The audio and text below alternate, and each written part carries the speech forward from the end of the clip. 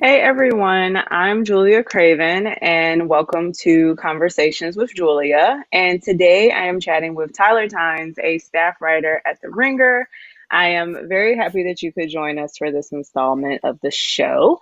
And we're going to be talking about his 6 episode mini series, The Cam Chronicles, as well as the protests that have swept the nation this summer.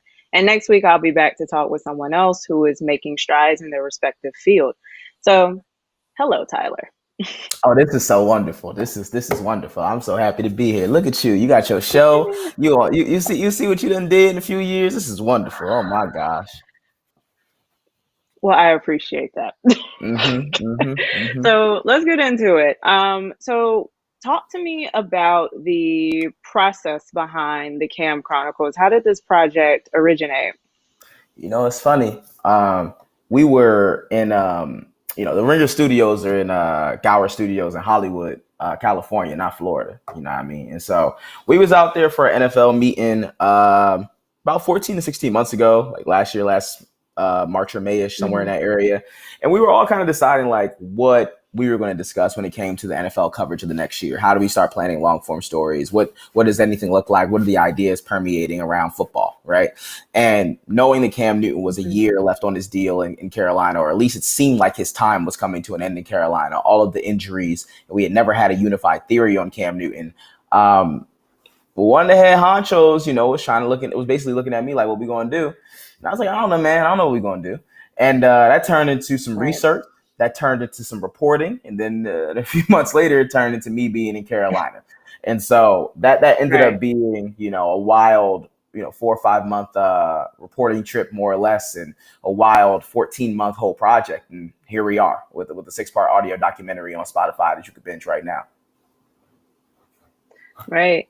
And so you said that you pitched this and then bam, next thing you know, like you're in North Carolina. Were you at training camps? Like where, because not everybody is an expert on sports. And by not Right. everybody, I mean me. Right. I think the benefit I had was that I had reported on that locker room before. Eric Reed, who was one of the major people when it came to Hmm. athletic protests in the last few years, he was playing for the Panthers. Cam Newton, actually, you and I were in Carolina in 2016 when Keith Scott got killed. And we were on the ground for 5 or 6 days together when we were both working. When you were working for HuffPost and I was working for SB Nation. And so I had roots in the Right. Charlotte area to at least start the reporting process that summer. I got some other things off my plate, and I just was making calls through the summer to see what was possible. The Panthers communications organization is actually one of the harder ones to navigate in the NFL.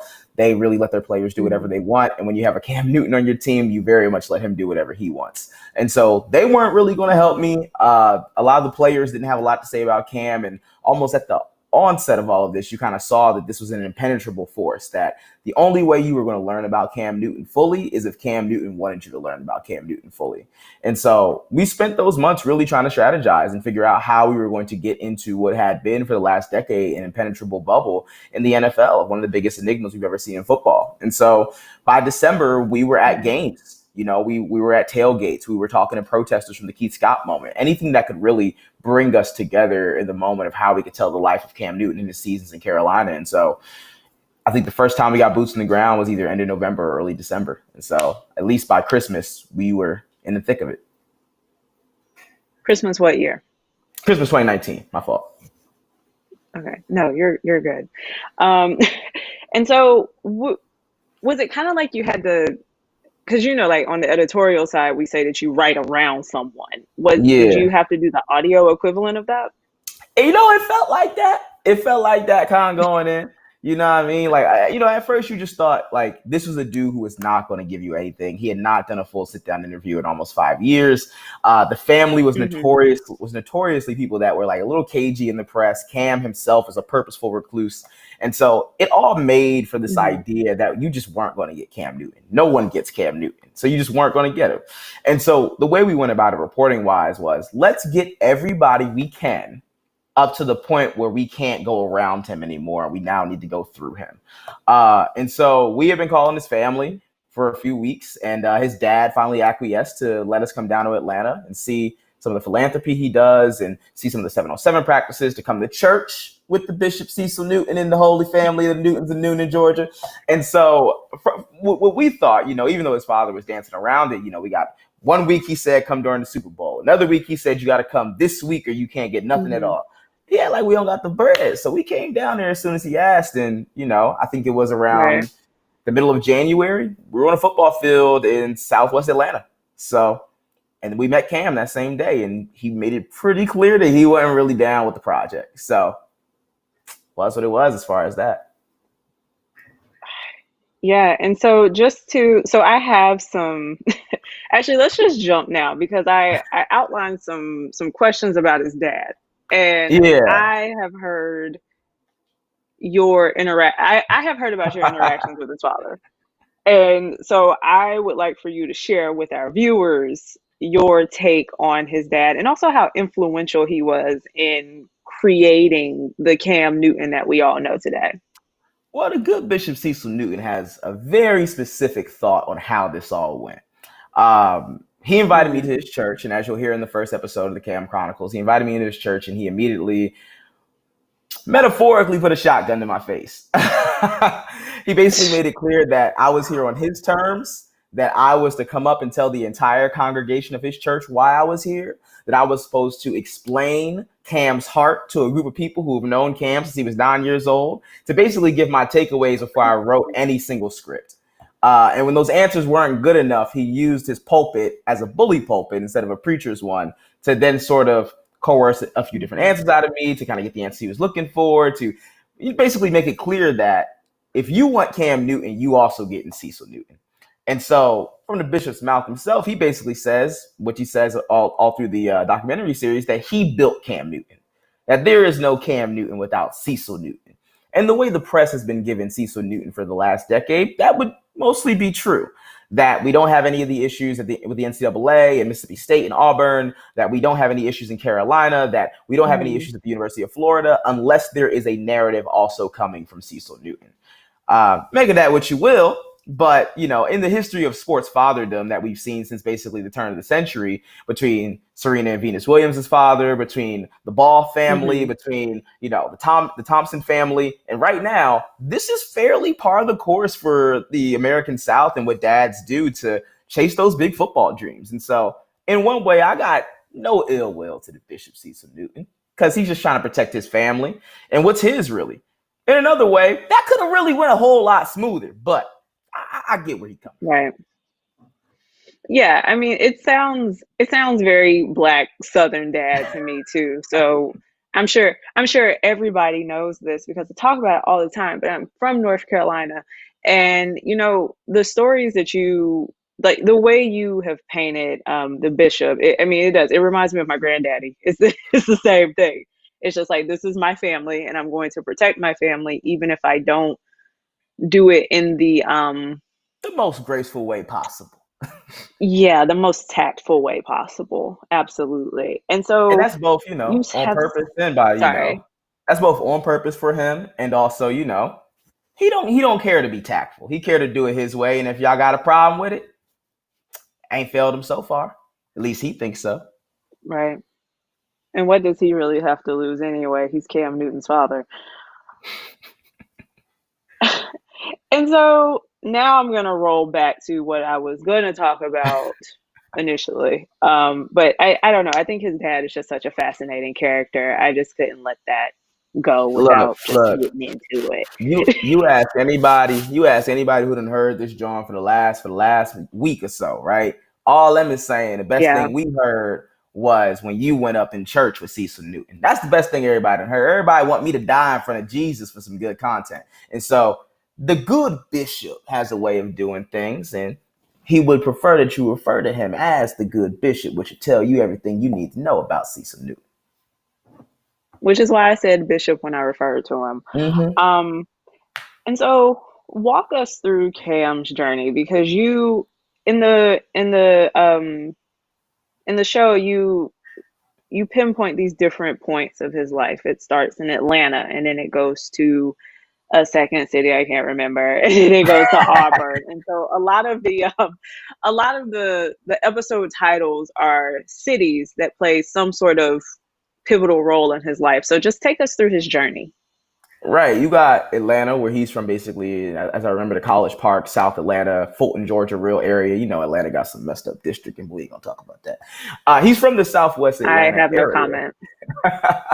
He's from that area. He went to Westlake High School, and that's where basically he came to a football family. You know, if Cecil would tell it, it is God, it is family, and it is football. And so that is essentially all they cared about. He ran a church. He did construction work or contracting work around Atlanta. Cam and the other two boys would come to Atlanta and to those jobs with him, and he was trying to teach them hard work. If he was driving home somewhere and they were about 800 meters from the house, he'd tell Cam, he'd tell CJ, or he'd tell Kayla to get out the car and run a half mile and beat the truck to the house. You know what I'm saying? Like, that is who we're dealing with. There were no Mhm. Saturdays for the weary for Cam Newton. If he's 11 years old playing Pee Wee football, Cecil walked in his room, told him to put the Cheerios down. We go onto the field to work out.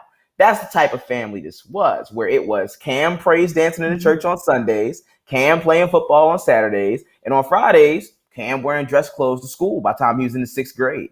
And so that created Right. really a football phenom at Westlake High School, the likes of which they haven't really seen at the quarterback position in a very long time. He goes from there to Gainesville, Florida, the University of Florida, Ben Hill Griffin Stadium, where he is in the shadow of two great white knight quarterbacks, John Brantley, whose father played at the University of Florida and his uncle played at the University of Florida, and Tim Tebow, who one person told us, if Steve Spurrier is God to Gainesville, Florida, Tim Tebow is Jesus Christ. And so you have to replace that, being a black and boisterous quarterback at a time period under Urban Meyer's offense that doesn't allow for much of that, into a community, in a football community that's never seen anything like that. Of course, after stealing a Mhm. laptop and maybe some alleged academic misconduct, they kick him out of the University of Florida. He goes to a way station in Texas, Mhm. Brenham, Texas, the bottom of the state, where he plays junior college football, where he's doing workouts in the back of barns and going to sleep next to cow pastures. They basically go undefeated. He wins a national championship. He goes to the sleepy town of Auburn, Alabama, where if you ain't never been there, make sure you eat before 9 o'clock because you won't get nothing unless it's at a Waffle House. And he goes there and has one of the Whoa, most. relax. I'm We just know the South saying. I'm closes just early. saying. I'm just saying. He goes there and he has one of the Jesus. most magical seasons in college football history. The rest we should know, right? Goes to Right. Charlotte, North Carolina, becomes a phenom, gets an MVP at age 25, 26, almost wins a Super Bowl, gets kicked out of his city where he's laid his roots basically for 9, 10 years. And now apparently he's gonna go play in New England. So I guess Yeah, it's a for new the beginning. Patriots. Yeah. He's definitely had quite a trajectory. It's I know as a North Carolinian, I was very happy when he, you know, was drafted to the Panthers, and I come from a War Eagle family too. So that was also exciting because who roots for Carolina in football? But anyway, won't go into that. And by Carolina, I mean UNC. And so in one of the episodes, it seems like he upset some people at Auburn. He How sure did he did. do that? He sure did. Because he took that money. He took that money. It ain't nothing wrong with it. I think the institution of college sports Hmm. would suggest that it is based off something called What do you mean amateurism. he took the money? Explain that for people who don't know what you mean. Sure. Well, when Cam came from Blinn Junior College in Brenham, Texas, the way station in Texas that we talked about after a national championship, he was offered some money to play at Mississippi State University. Mississippi Hmm. State University said they offered around $180,000 to his father, Cecil Newton. Cecil, more or less, was like, well, we like that money. But here's the thing. If one of the Hmm. best college prospects to ever come through the last 10 years of football is going to Mississippi State on the back end of a time where they were not good at football, Auburn prior, who had never won a national championship or hadn't had as good of a season since Brown versus the Board of Education, that's the schools he's picking from. Trash and trash Hmm. minor. And so in the great world of SEC football, nobody goes to school for free, especially not when you're Cam Newton. And so Mississippi State had $180,000. He turned down Mississippi State. If one school's offering money, the assumption is the other school's offering money too, but the NCAA couldn't prove that, which is also fine. I hope Cam Newton got some money from the bottom of my heart because I hope all kids get paid to go play college sports. Because what is the point Right. of making millions on the backs of black athletes, majority, if they can also not get a splash of the cash? And so Right. Cecil or somebody found that money. They found that treasure trove. And for that, Cecil was more or less banned from anything Cam was involved in for the rest of the season. As he would say, he pled guilty. Not to a fake court, but he pled guilty nonetheless, is what he said. And he also said that, hey, big dog, not everybody who takes a plea deal is guilty. So a lot of people was Yeah, mad about that's that. that is interesting though, because it's like you have this black dad who is he's making these decisions to protect his children, and he is also just kind of like, well, my child shouldn't have to pay. I mean, shouldn't have to play ball for free, More or less, yeah. especially considering how much money cycles through the NCAA and the SEC and all of that stuff. So that's fascinating. I cannot wait to get to that part in your mini series. I have not gotten that far yet.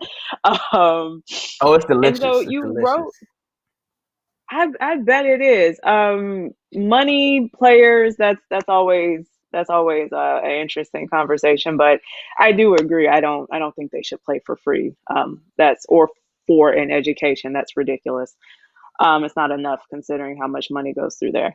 And so you wrote that Cam is now going into his second act. You wrote a separate piece about that. So walk us through that. How is New England his second act?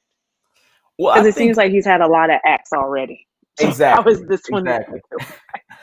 I think when you think about the lifespan and career of Cam Newton, one of the greatest football talents we've ever seen at any level of play, uh, every Right. single thing is more or less like an act, right? Like he went to Florida and then he had a second act in college where he went to Blinn Junior College and then to Auburn. He played in Carolina and now it's going to be his second professional act in New England. And so this is the thing about Cam is that in so many ways, he's akin to a phoenix because I've never seen somebody who, when challenged, when pushed to the ground, they rise even greater than what the moment would suggest. We kicked that guy out of the University of Florida and left him for dead, and he went down to Texas and had one of the greatest seasons we've ever heard about, more or less, in junior college football, and then became the most valuable player ever in college football history. I ain't never seen nothing like Right. that. He's number one overall pick to Carolina, plays his butt off all the way down through the MVP season in 2015, has a bunch of injuries, new management comes into Carolina, and they leave him for dead there as well. 3 months goes by in the NFL offseason, which is an eternity for these players, and nobody calls for Cam Newton. We need to break apart how unprecedented that is, right? Like, he is going to Mhm. play for the New England Patriots for a veteran's minimum. I think the minimum a former MVP ever made was like at minimum $5 million. Now, I might be wrong there, but usually it is upon millions of dollars, 11 million even upwards, to where these guys play on the short end of the stick. Peyton Manning broke his neck, and the Denver Broncos still paid him. And so that's the thing is that Cam is going to make around $700,000 before incentives to play for the New England Patriots, the lifeless machine of professional football. For a fan base, it's only ever seen one black quarterback start a game, and that was 3 or 4 years ago. That's what he's walking into. So the question is, for the best coach you've ever seen in professional football, for the second greatest franchise next to the Philadelphia Eagles we've ever seen in professional football, what's going to That happen to felt Cam okay. Newton? It's accurate. It's accurate. It's accurate. That felt like a projection, but I'll let you It's cook. Go ahead. accurate. Don't fact check me. It is accurate though. All I'm saying is Okay. the New England Patriots might be Super Bowl contenders because of Cam Newton. But we're gonna have to see what's made for this second act. Right. How significant is it that he's uh wow, it's Monday and I really just lost the Ain't it? word that I was gonna say. Mm-hmm. So I'm Look just at you. gonna Look say, at you. how Look at you. significant is it that I know, I need to sleep more. How significant is it that he is replacing Tom Brady? Oh, it's massive. I mean, for the first perspective, obviously that this will be the first time in the history of the New England Patriots that they will have a full-time black starting quarterback for multiple games. That's just first and Hmm. foremost. Cam Newton, before he even takes a snap, is setting history in that area for that franchise. Second of all, when you're coming off the backs of a dude who openly toted MAGA hats in the locker room and taking pictures with the president, Anything black after that is probably an improvement just as far as social issues when it comes to that and race and racism, right? The other side of this is Yeah, that when we think about the Boston metro area and we think about who is projected to be the face of fandom, the face of franchises when it comes to the Boston metro area, it ain't nobody who's ever looked like Cam Newton. And if it has been, it's come right. begrudgingly. Kevin Garnett, Big Poppy David Ortiz, these are guys that like you love them because you got them, but not because they're homegrown, and especially not for your football teams. Now, it's not a black running back. It's not a black cornerback. It's not anything like that. The face of your franchise, or the most important franchise in the Boston metro area, of arguably the whitest sports capital of the country, is Cam Newton. Oh, that's nuts. Y'all gonna have to call some black Boston fans. Y'all gonna have to find black people in Boston. That's unbelievable. Can you imagine all them white folks, what they gonna do when they see him in a fur coat? I can't wait. I can't wait. I was about to ask about his outfits, and Hey, how Taylor. the Sunday best being kind of, it seems like his mom was just like, you have to do this because I want you to stay out of trouble. And he just leaned into it then. And would you say he's still leaning into it now? And he is, right? And this is one of the things that actually slates Joel Anderson talked about in the miniseries. That Oh, Joel. when you think broadly of the NFL and racism, Cam Newton is the perfect design. That whether he renounces how he feels about blackness, that whether he doesn't have a good, arc or spectrum of how he considers blackness, that every time he steps on the field, when you think about the conservative ideology that permeates itself in most of the fan bases around the league, the whiteness that is at every single level of the power broker scheme of the NFL, Cam Newton is a walking Right. protest. His best power and his hugest superpower for someone we call Superman isn't his arm, his stature, or his strength. It's his dissidence. And that is the thing that is important. And so I say all of this to say that those roots came from Jackie Newton, even though Cecil Newton won't agree with that. It came from Jackie Newton in sixth grade, where he was acting out in class, pushing chairs down the hallway in grade school, tying kids up and putting them in the lockers and everything like that. Jackie said, if he want to be seen, we going to make him be seen. And she says, you instead of wearing blue jeans, instead of wearing sneakers every day, you putting on a shirt and tie, and we going to embarrass you in front of your classmates. I Funny just enough, he took shook a liking because of to it. someone, I just shook because of someone who was raised by a black woman. Mm-hmm. I felt that. Mm-hmm. If you want to be seen, we're gonna make sure you're seen. That, whew, God, That's disrespectful. God, that That's sounds like something my disrespectful. grandmother would say. Mm-hmm. That's disrespectful. Fuck. Oof, Mm-hmm. triggering. But he took Not to even it. trying He to like took be to it. funny. Oof. Yeah, he took to it. And now, when you think about Cam Newton going to the podium for quarterbacks Hmm. usually designed and made for his white counterparts, for white people, for white men who don't look or think like him a lot of times. He up there in a floral Right. romper. He up there in a Pharrell hat. He up there in a muumuu. He looks great. He look all right. Look, I asked Gus Malzahn about this when we were down in Auburn, and he said, hey, he ain't dressed like that when he was down here, so I don't know what happened. I mean, when you're Cam Newton, you can wear whatever you want. You can Everybody wear should whatever be you able to want. wear whatever they want. But when you're Cam Newton, you certainly can. Damn sure can. And so it would be remiss if I had you here and knowing your work around black quarterbacks and racism in the NFL if I didn't just flat out ask you about it. About what specifically? What you need to know. Racism in the NFL. I trust that you can take take it in any direction you want to, especially in this moment that we're in right now. I think when we think about Cam and we think about the subsequent aftermath of the national reckoning of George Floyd and Breonna Taylor and so many different protests that have sprang up internationally, when we think about how we're reckoning and thinking about Black lives in a macro sense, right? Like, we have never seen a Mhm. movement like this in the history of the country. Bigger than the Women's March, bigger than the battle in Seattle in 1999, bigger than the uprisings at Kent State, bigger than the race riots of Right. 1919 and 1935 in Harlem. Like, this is actually massive and transformative. I think a piece of it has to do with COVID, but a piece of it also has to do with the fact that so many people are fed up. Black quarterbacks and the trickle down effect of how we think about race and racism is extremely tied to that, and specifically tied to Cam Newton, because He was the vanguard for the current crop of black quarterbacks that are taking over the NFL. When you think of the 5 most prominent quarterbacks right now in professional football, they are probably black. There's an argument that the 5 best quarterbacks in football are black people. That has never happened. It has never been a thought or an imagination that can happen. And so with that platform comes Patrick Mahomes and Deshaun Watson and people like that calling for change within their respective organizations, marching in the streets with black dissidents. And then in the middle of that, as an act of silent protest almost, you have Cam Newton going to the whitest place in the NFL. It is just hilarious in so many ways, but it will also be something that we will see a forced reckoning in so many of the places and so many of the White Castles that we have frequently been told will never shift. And now y'all got to see us wherever you go. Right. And all of that being said, do you think the, let's call them upper management in the NFL, do you think that they're just trying to, do you think it's just too late for them to have something substantive to say about the protest, especially after what happened with Kaepernick?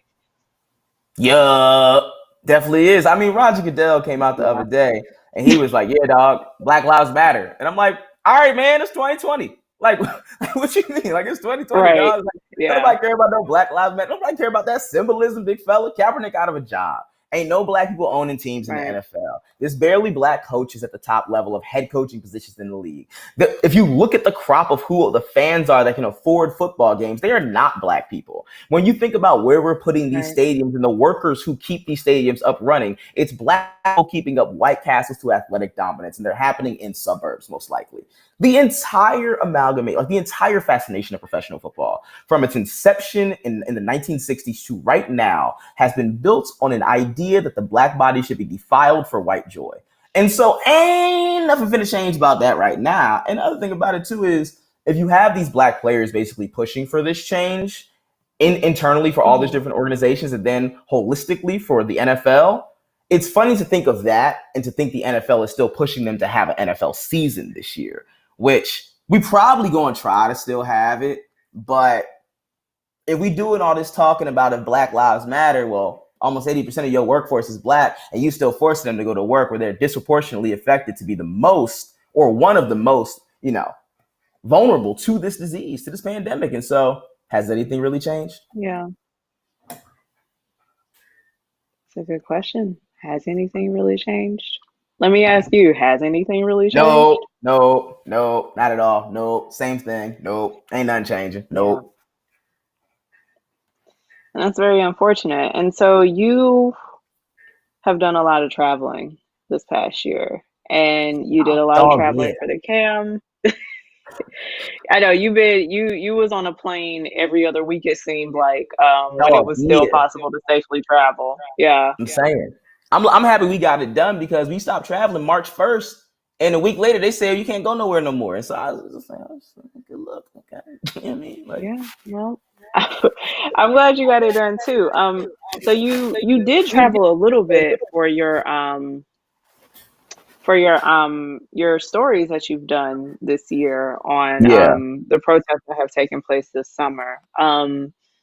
And those didn't seem to be rooted in sports. And I know that not everything you do is rooted in sports, but it does give you a very interesting perspective on what's happening. So I would love it if you could share that. Yeah, I think when it comes to my pathos of why I'm in journalism, it is to tell my most transparent American truth. And that is a very black one. That is one raised by, a very specific type of mom in North Philly. You know what I'm saying? I can't speak for nobody else across that country. And you know my mama, so you know exactly what I'm saying. And so I love your mother. She is wonderful. I cannot wait until I am able to see her again. I miss her. She is the best. Hi, mama. And she makes like some of the best greens I've ever had in my life. They good greens now. Now I'm about to be sad. I ain't had them greens in a while. But when you think about what it means to have that as your bedrock for what your truth is and what you're looking for, that guides me when it comes to telling stories about race, specifically those about black people all over this country and in many different ways. I think if we are to talk about the intersectional point of, let's just say, race and racism in athletics in this country or even internationally, one has to have a specific lens when it comes to race, or at least one that isn't a small lens when it comes to race. And every now and again, we very much have to be on the front lines. And even though these do trickle into sports very frequently, more frequently than I think the average white American can consider, oftentimes you need to put the sports down and just go to where the moments are, because the sports are also there. We've talked about Colin Kaepernick, and Right. I've gone to these protests in almost 6 different states in the last month, and Kaepernick jerseys are at every single one of them. Right, like the sports are very much there. Like I went out in Brooklyn one night, and you had professional MMA fighters holding, say their name flags. And so even if I wasn't specifically going in to think about athletics, they found me on the ground. Hmm. And so the thing I would also say to that is that we're at a very important moment in our American history, one that I don't think the founders would have shaped the way it looks right now. We've just lost John Lewis the other day, and rest in power to him. And, the idea of Yeah. where the rest of this year is that we need to find a way to make good trouble. We need to find a way to keep to the policies and the Yeah. issues that are permeating across our country, that are keeping their foots on Black people's necks, right? Toni Morrison obviously once said, and I'm paraphrasing, but racism is a distraction. And if we let those distractions really Right. take us away from the path of what it means to get equity and equality in this country for Black Americans, we are doing a disservice not only to our elders, but also our ancestors. And so there is still work to be done. It starts with me, it starts with you, and it starts with everybody who is trying to weave those stories into our national outlets, the ones that frequently don't tell the stories how we tell them. And so it's a mighty moment to be a Black Right. journalist. We just got to meet the moment. Yeah. And not also, as I think Morrison may have pointed out, not get completely exhausted I'm trying to saying, do so. I'm saying, I'm tired. But yeah. Tired might be a bit of an understatement. Um, but yeah. So tell people where to find you. You can find me at Tyler Ricky Times on Twitter. You can find me at Henny Right. Hardaway on Instagram. You can find me in North Philly when this COVID thing settles down. And you can also find me, on Spotify, where you could binge all 6 episodes of the Cam Chronicles right now. Go ahead and tap your phone in there right now. Go ahead and binge that thing. I promise you'll like it. My phone is on my desk on Do Not Disturb because Don't go ahead last and get week I it. got several phone calls during the show. So I wanted to make sure that didn't happen again. There you go. There it is. But no, thank you. Oh, sorry. Were you saying something? I ain't say nothing. What you No? saying? What you Yes? saying? No? Uh-uh, Yes? uh-uh, I don't uh-uh. know. I thought I heard you talking. I ain't say nothing. All right. Well, thank you so much for coming on today, bruh. No, I really appreciate it. And I always appreciate your insight on this stuff. So thank you. Thank you. Absolutely. I appreciate you. Look at you. Like I said, you out here with your own little show and everything. You know, you out here making everybody. Go ahead, go for it. Yeah, go ahead. The inventor of conversation. All right. Well, thank you everyone for tuning in. And again, we will be back next Monday to talk to another Black person who is making strides in their respective field. And I hope y'all have a good day. If you can stay inside, do it because it's real hot. So don't go outside if you don't have to, and drink water. Mm-hmm.